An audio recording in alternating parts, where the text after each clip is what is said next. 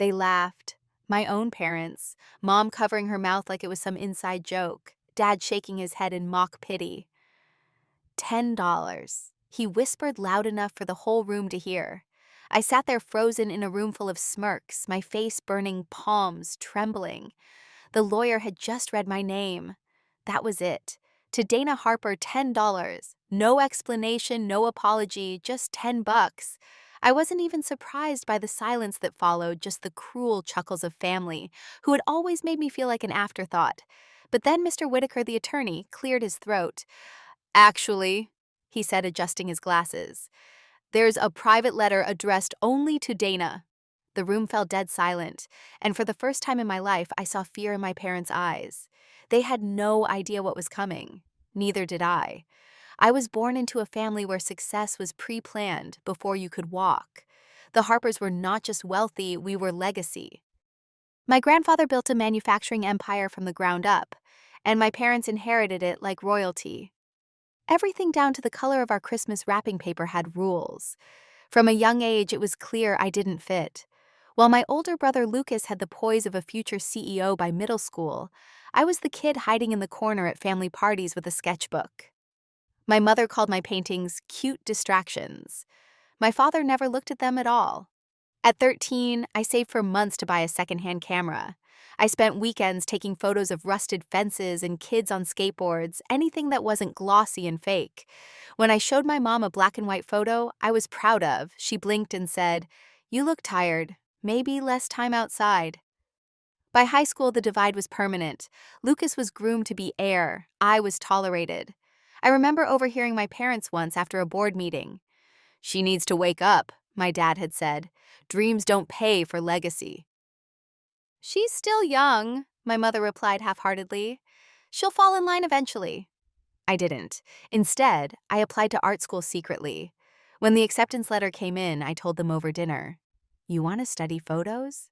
My father blinked as if the word itself was beneath him. "That's not a profession, Dana. That's a hobby." That was the night my mother said at the sentence that stayed with me longer than I care to admit. "You're wasting your inheritance." I moved out 2 months later, scraping by on scholarships, side gigs, and photos for local bands. I learned to edit in a broken-down laptop with dead pixels. I worked nights as a barista. I wasn't chasing fame. I just needed to make something that was mine. The only person who never judged me for it was my grandfather, Walter Harper. He didn't say much, but when I saw him, he always asked, taking pictures, and he'd smile just a flicker but real. I thought maybe, just maybe, he saw something in me. When he passed, I didn't expect anything.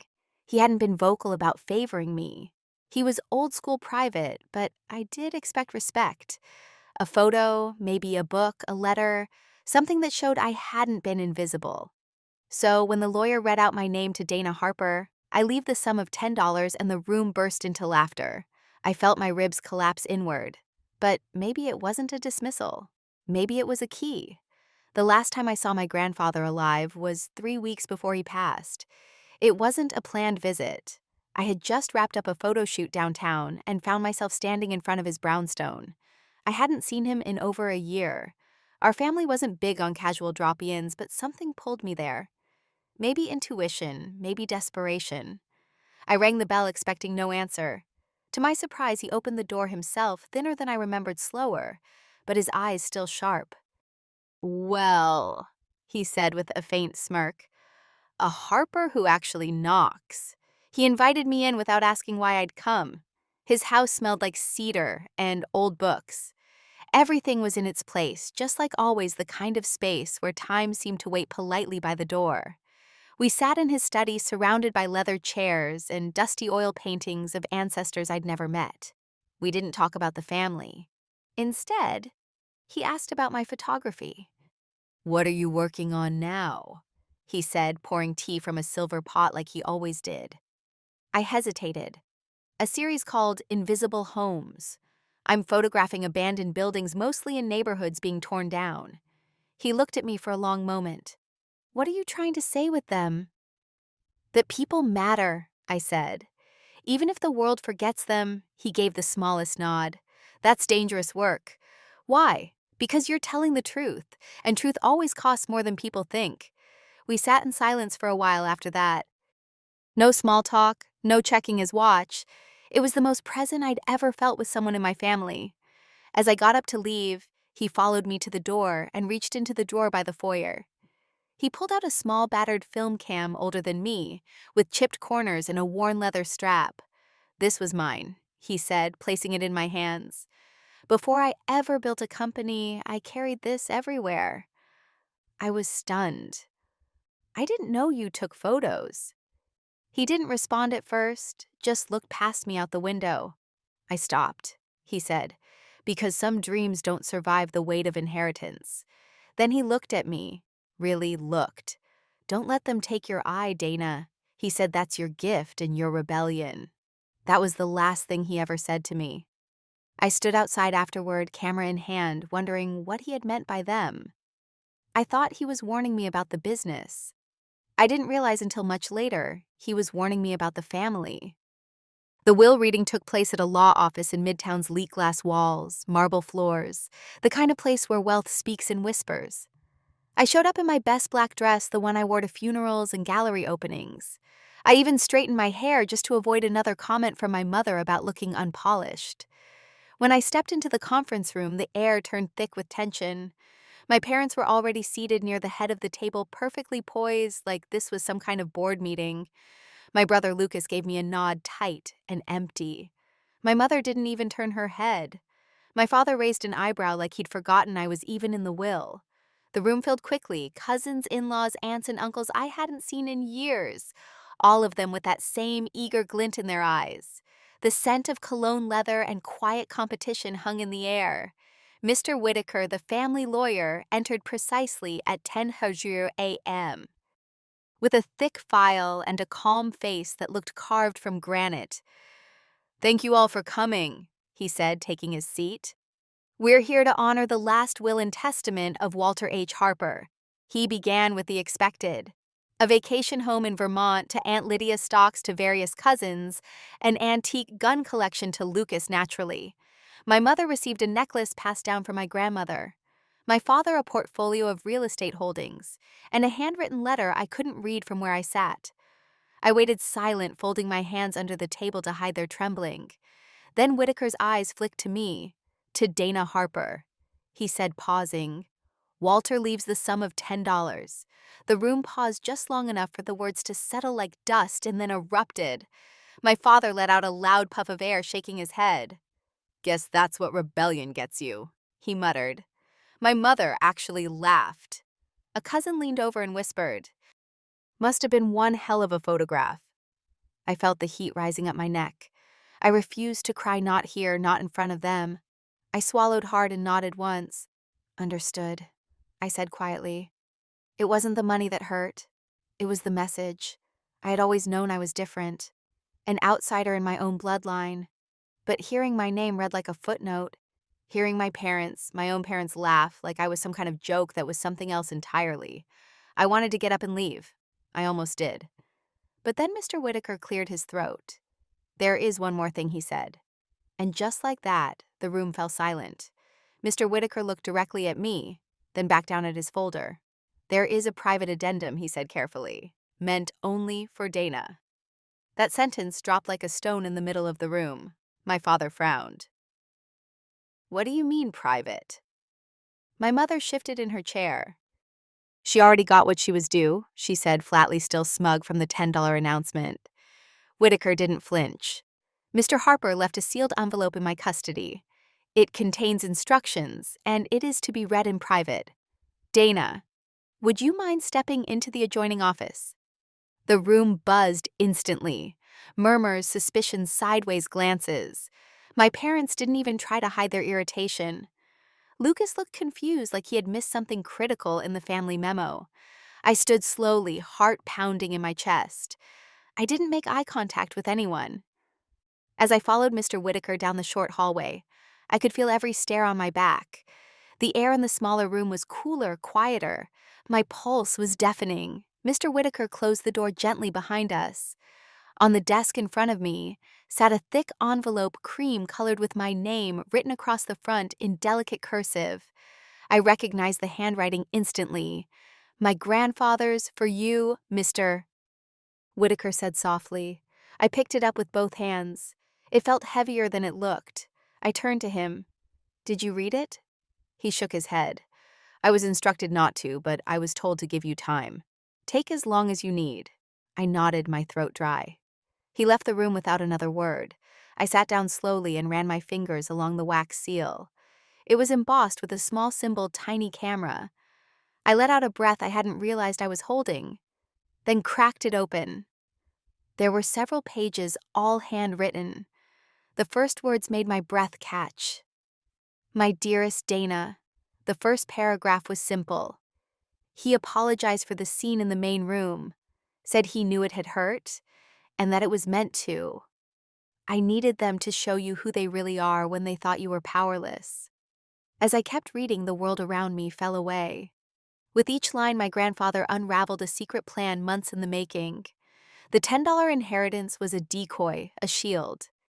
He had made arrangements for the true inheritance to bypass the public reading. I was the sole beneficiary of the Harper Foundation. Not the board, not Lucas, not my parents, me. Along with it came ownership of a private gallery, a penthouse studio, and 70% control of Harper Creative Trust, a holding company with more value than all the property bequeathed at that table combined. And then came the line that would change everything. They laughed, Dana, but they laughed too soon. I read the letter 3 times before I believed it. My grandfather had orchestrated a transfer of power, so elegant, so calculated, it left me stunned. According to the documents attached to the letter, I now controlled the majority stake in the Harper Creative Trust, an investment and philanthropic arm of the family wealth that had been quietly accumulating assets under the radar. While the rest of the family clawed over vacation homes and antique clocks, I held the keys to the true heart of the empire. Not just financial assets, vision, legacy, and a choice. Grandpa's letter laid it out clearly. This inheritance came with terms, not chains. I wasn't expected to become a CEO or sit in boardrooms. I wasn't required to sell my soul to preserve a brand name. But I was asked to stay true to the one thing he believed separated me from the rest of the family, my eye. He wrote, "You see the world, Dana. That's rarer than any asset I've ever held. The trust is yours to shape, but only if you promise not to become them." I laughed through my tears. In a locked drawer at the gallery he had secretly purchased, there was a collection of photographs mine. Every piece I thought had been sold anonymously. Every early print I'd let go for pennies. He had bought them under aliases, cataloged them, preserved them like they were priceless. He had been watching me all along, not judging, not trying to interfere, just witnessing. It turns out he never wanted to leave the company to someone who had memorized the rules. He wanted to leave it to someone who could reimagine them. I placed the letter down and looked around the quiet office.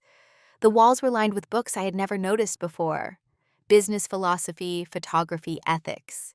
He had built this space not for a businessman, but for someone like me. There was a small black box tucked inside the envelope as well. I opened it slowly. Inside was a brass key on a thin leather cord.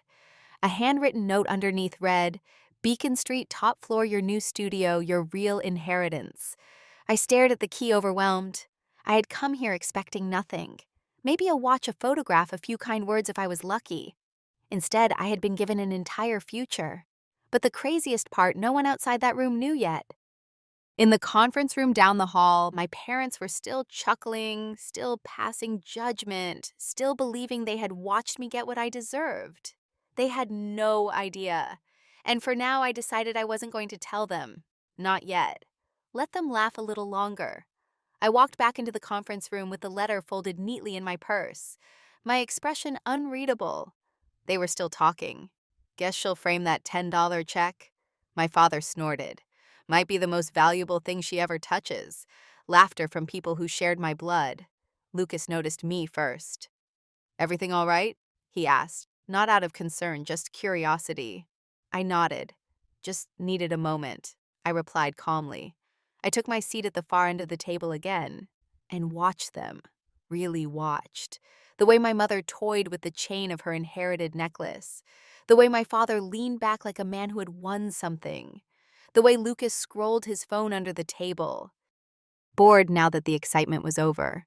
I thought of Grandpa's line, "You needed to see them as they are when they think you have nothing."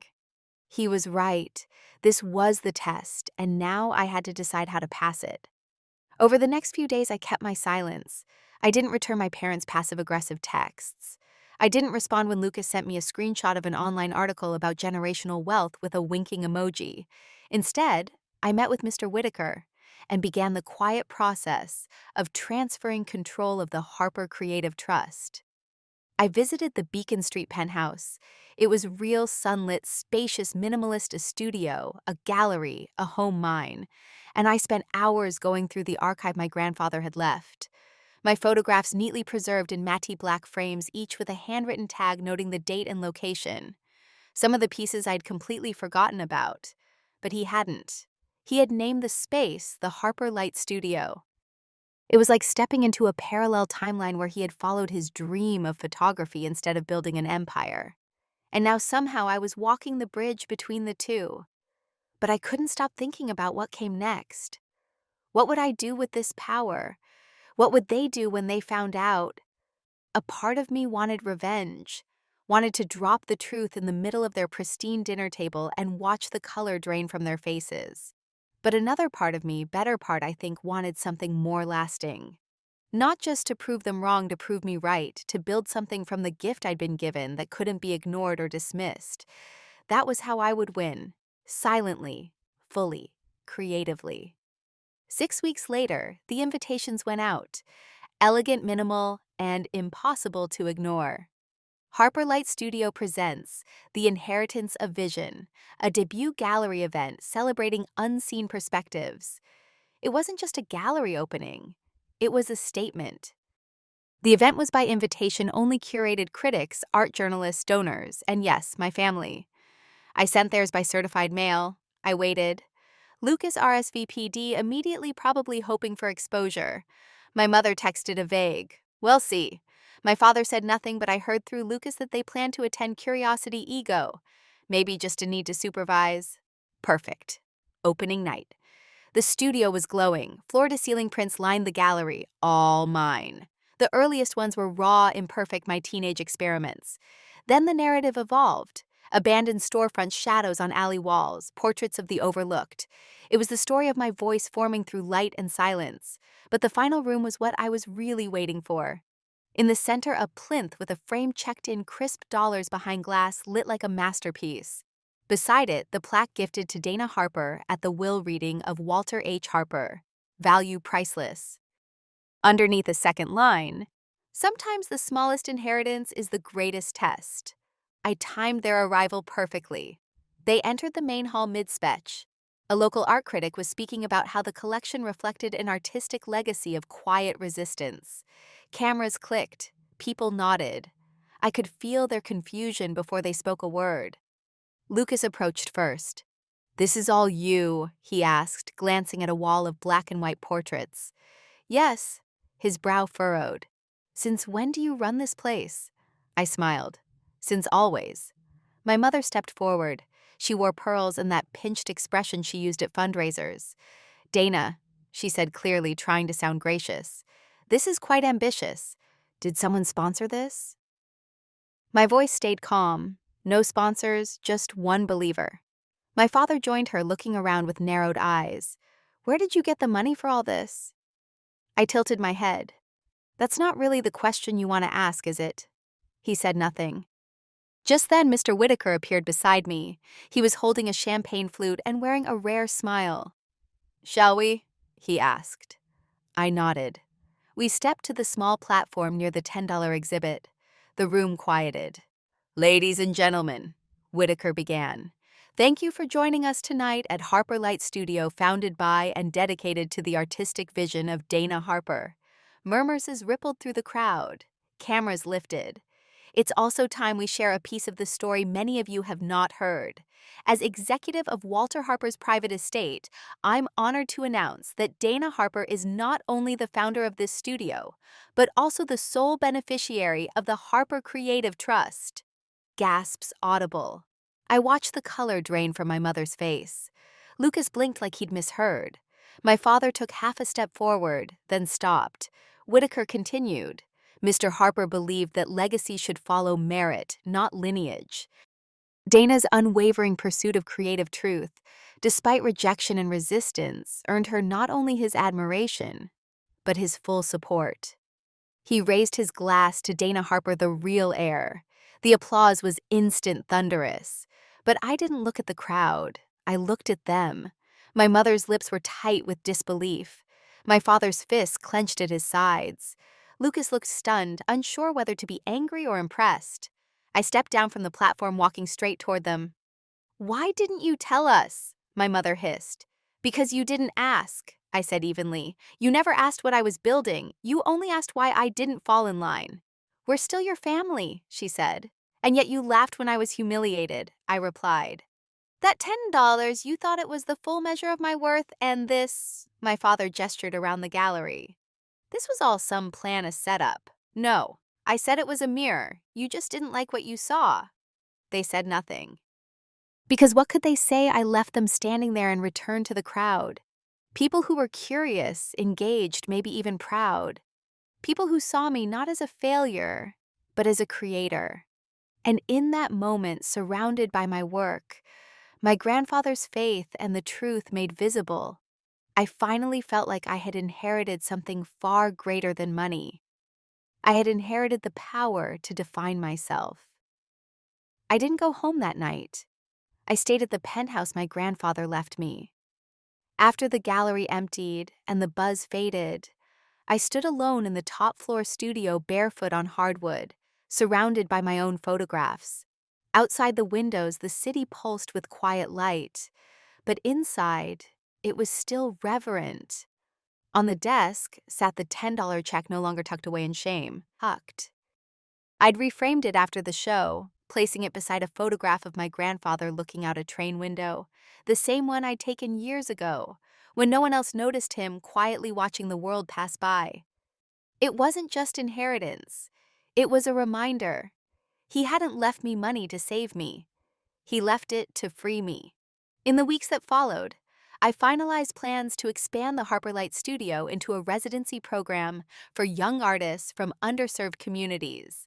I converted one floor of the building into live work studios, complete with supplies, equipment, and mentorship opportunities. The first round of artists arrived timid, just like I once was, but with the same hunger in their eyes. The Harper Creative Trust, now under my guidance, began funding grants for emerging photographers and visual storytellers, especially those pushed to the margins. At the first board meeting, I wore black jeans, boots, and no apology. The other trustees looked stunned until I presented a 3-year plan that balanced profit and philanthropy with razor-sharp strategy. Grandpa had made sure I'd have the right advisor, Sand. I had learned fast. Lucas never showed up to the gallery again. My parents stopped calling. And that was okay. Not out of bitterness, but clarity. Some relationships are roots. Others are weights. A few months later, a young artist in our residency knocked on my office door. She held a worn camera in her hand, her eyes bright but unsure. "Do you ever worry," she asked, "that people will only see your money, not your work?" I smiled gently. "All the time, but it only matters if I believe it. If you lead with your vision, the rest follows." She nodded slowly, like she was filing it away for a future moment of doubt. So was I. On the 1-year anniversary of my grandfather's passing, Mr. Whitaker delivered a final letter. Just a few lines. "Wealth is not what you hold, but what you choose to build. You were always the legacy I believed in, Dana. You just had to believe it too." That night I lit a candle in the gallery and left the doors unlocked. A few strangers wandered in, some students, some tourists. They stood in front of the $10 check, whispering, wondering. They didn't know the full story. They didn't need to, because my legacy didn't need explanation. It just needed to be lived.